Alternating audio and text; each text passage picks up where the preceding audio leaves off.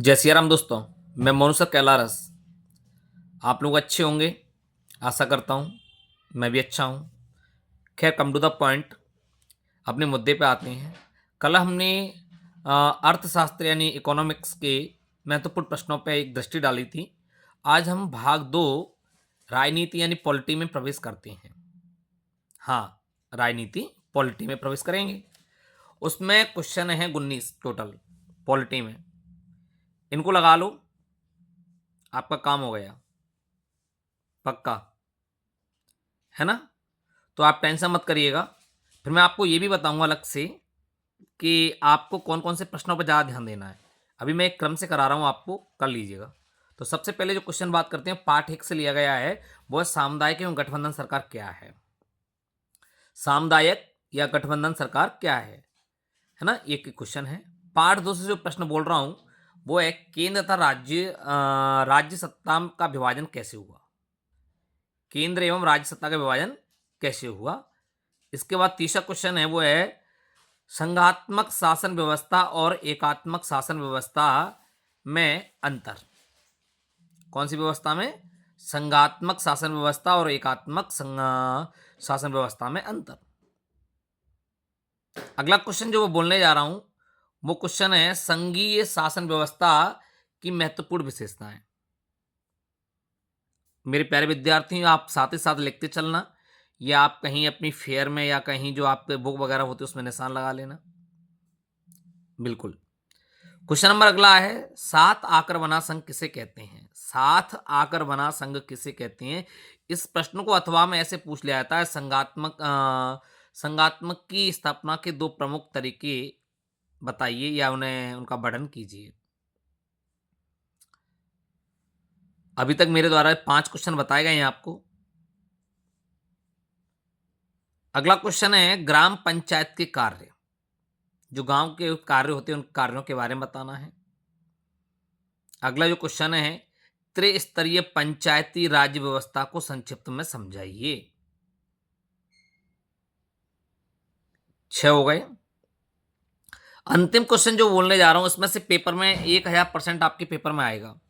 हाँ, मेरा मानना है इतना महत्वपूर्ण है। टिप्पणी है, कमेंट। संघवाद, समवर्ती सूची, विकेंद्रीकरण और एक और चीज याद रखना, विकेंद्रीकरण के लाभ याद रखना है आपको। विकेंद्रीकरण और उसके लाभ, और पंचायत समिति। बस पूछ लिया जाता है, जैसे पंचायत समिति क्या है, विकेंद्रीकरण क्या है, समवर्ती सूची क्या है, संघवाद क्या है ना, ये पूछ लिया जाता है।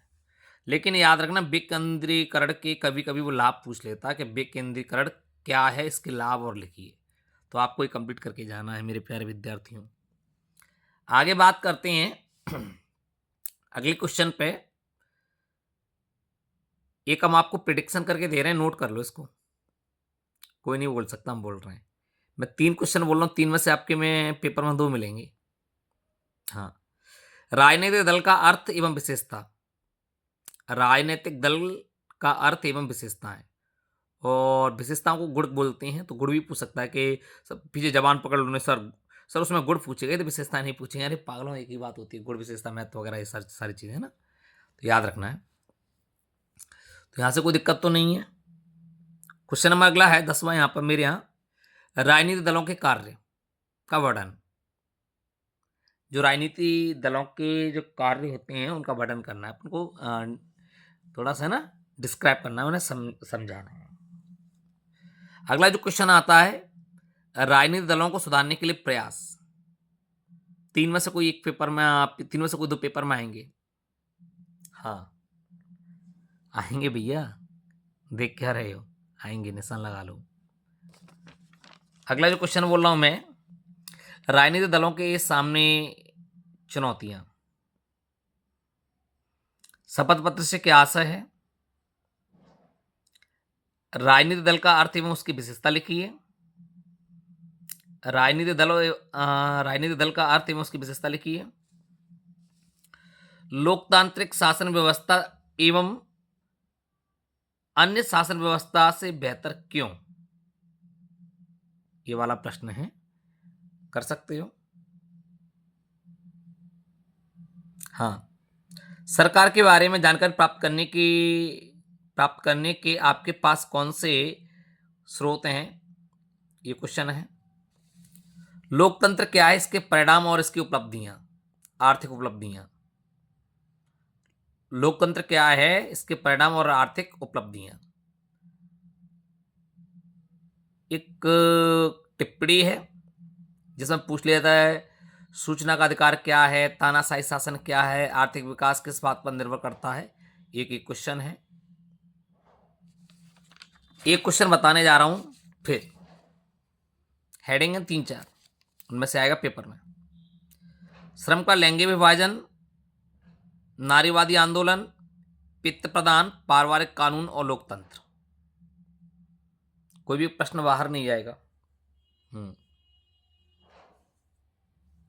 फिर भी मैं बता रहा हूं, होशियार बच्चे जो हों ज्यादा इनको याद, फिर रिवाइज कर लेना अच्छे से। हाँ, 90% नंबर आ जाएंगे, इसमें से कोई दिक्कत नहीं है। 90% आपके आ जाएंगे, श्योर आ जाएंगे। हाँ, 90% नंबर की नहीं बोल सकता ना, सॉरी, माफी चाहूंगा, नंबर नहीं, 90% ये आ सकता है। तो लिखने के ऊपर डिपेंड करता है ना कि आप कैसा लिख रहे हो उसमें। 90% क्या मेरे हाथ में थोड़ी ना है, माने पेपर में ये चीजें मिल सकती हैं आपको। वहां तक अच्छे क्वेश्चन है, पढ़ के जाएंगे तो क्यों नहीं मिलेगा। पेपर कहाँ से आएगा, इन्हीं से आएगा ना। फिर हम है ना साथ में, मोनू सर, भरोसे का दूसरा नाम। हाँ हाँ, तो घबराना नहीं है आपको। देखो, हम आपके लिए यार इतनी चीजें कर रहे हैं, कोई आपके लिए कुछ नहीं करता, लेकिन आपने क्या किया हमारे लिए? कुछ नहीं। आपसे हम कोई पैसा ले नहीं रहे हैं, हम आपकी हेल्प कर रहे हैं। वीडियो को शेयर नहीं करना, लाइक नहीं करना, कमेंट नहीं करना, यार भाई कहाँ तक है यार।